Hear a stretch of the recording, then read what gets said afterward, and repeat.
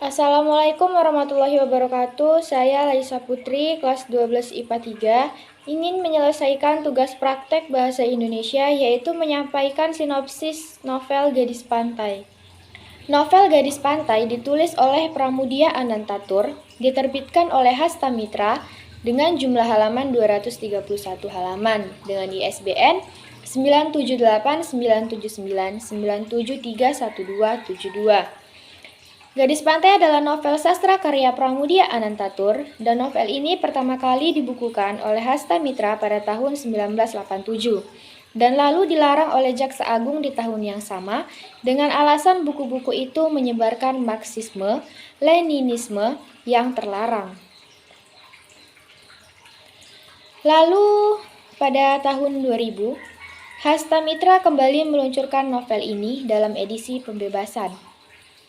Novel Gadis Pantai ini memiliki alur yang maju dengan 4 bagian atau babak. Dalam babak pertama, menceritakan perkenalan tokoh, yaitu si gadis pantai yang bahkan tidak dijelaskan namanya, karena dalam keseluruhan novel, pengarang merujuknya dengan gadis pantai.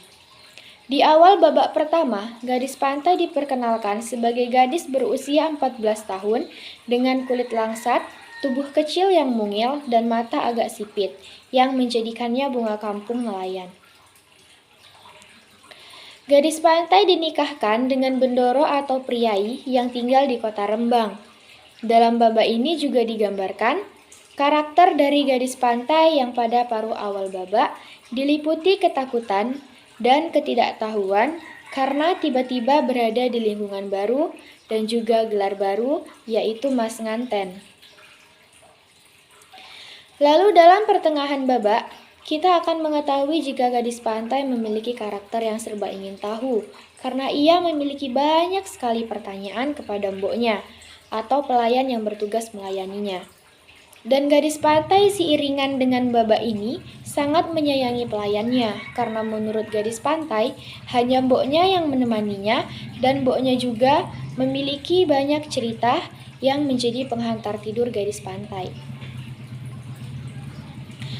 Gadis pantai merupakan seorang gadis yang belajar menyulam, merenda, menjahit, serta memiliki kecerdasan dan keterampilannya menyukakan semua gurunya.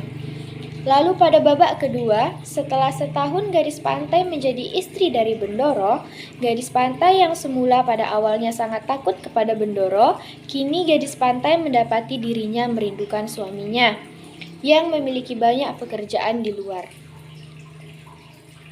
Gadis pantai sangat menghormati dan segan kepada Bendoro. Walaupun begitu, ia sangat ingin mengetahui serba-serbi mengenai suaminya yang sekaligus juga tuan dan majikannya. Interaksi antara gadis pantai dan Bendoro lebih dipergambar dalam dialog-dialog mereka, yang dalam dialog tersebut pun begitu kental dengan rasa serah diri gadis pantai kepada Bendoro. Lalu dalam pertengahan hingga akhir babak ini, terdapat konflik di mana adanya pencurian uang milik gadis pantai, yang berujung pada pemecatan mbok sebagai pelayan gadis pantai. Lalu dilanjutkan dengan adanya tokoh baru, yaitu Mardinah, seorang janda berumur 14 tahun dari Demak, yang akan menjadi pelayan barunya.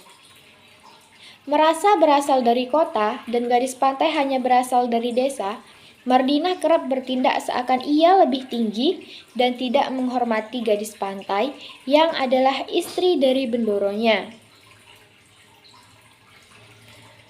Mardinah juga sering dengan sengaja menunjuk jika Bendoro tidaklah pantas beristrikan seorang dari kampung. Hal ini membuat kepiluan gadis pantai kian menjadi setelah ditinggal oleh mboknya. Oleh karena itu, gadis pantai meminta izin kepada Bendoro untuk menemui orang tuanya di desa. Lalu berangkatlah ia ke desa setelah diizinkan oleh Bendoro, dengan syarat ia harus pergi bersama Mardinah untuk menjaganya. Lalu di babak ketiga, pada babak ini berisi tentang perjalanan gadis pantai bersama Mardinah dan kusir dongkarnya. Sesampainya di desa, akhirnya gadis pantai dapat kembali melihat orang tuanya dan juga warga desanya yang ia rindukan. Gadis pantai tidak melihat perubahan yang signifikan di dalam desanya selama 2 tahun absennya dari desa itu. Namun, walaupun begitu, gadis pantai merasakan kalut karena ada rasa kesenjangan antara dirinya yang seorang istri Bendoro dengan warga di desanya. Gadis pantai sangatlah disambut oleh para warga desa nelayan. Di dalam babak ini juga diperkenalkan tokoh yaitu Sidul, pendongeng, dan Makpin.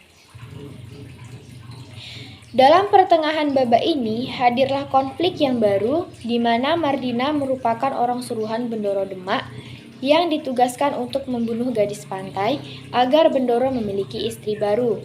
Mardina dijanjikan akan menjadi istri kelima Bendoro Demak jika ia berhasil menjalankan tugasnya.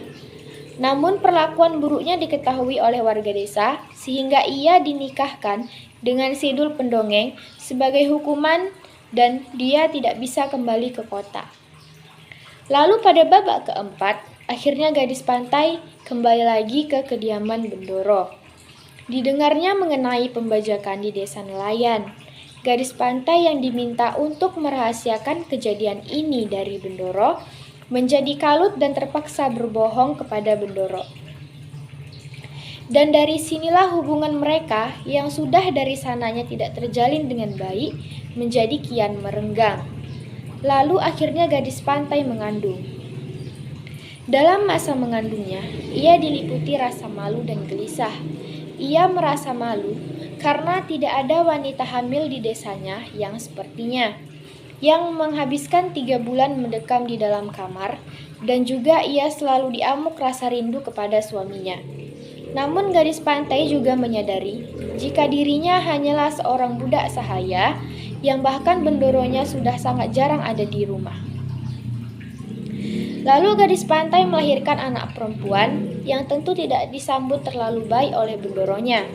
Dan walaupun begitu, gadis pantai tetap sangat menyayangi anaknya. Namun sayangnya, setelah melahirkan anaknya, bapaknya datang ke kota dan membawa berita jika gadis pantai telah diceraikan oleh Bendoro. Gadis pantai pun diusir oleh Bendoro. Gadis pantai yang hendak membawa kabur anaknya dihentikan oleh Bendoro karena gadis pantai dilarang untuk membawa bayinya. Oleh karena itu, gadis pantai diusir dari kota tersebut dan dilarang untuk menginjakan kakinya di kota itu. Gadis pantai sangat merasa sedih dan ia tidak bisa melihat wajah ibunya karena malu. Ia juga malu kepada warga desanya. Lalu novel ini pun tamat dengan perginya gadis pantai dengan membawa dirinya sendiri menuju Blora, tempat mboknya yang dulu diusir oleh Bendoro. Demikianlah sinopsis dan isi dari novel Gadis Pantai yang dapat saya sampaikan. Apabila ada kesalahan, saya mohon maaf. Saya sudahi. Wabillahi taufiq wal hidayah. Wassalamualaikum warahmatullahi wabarakatuh.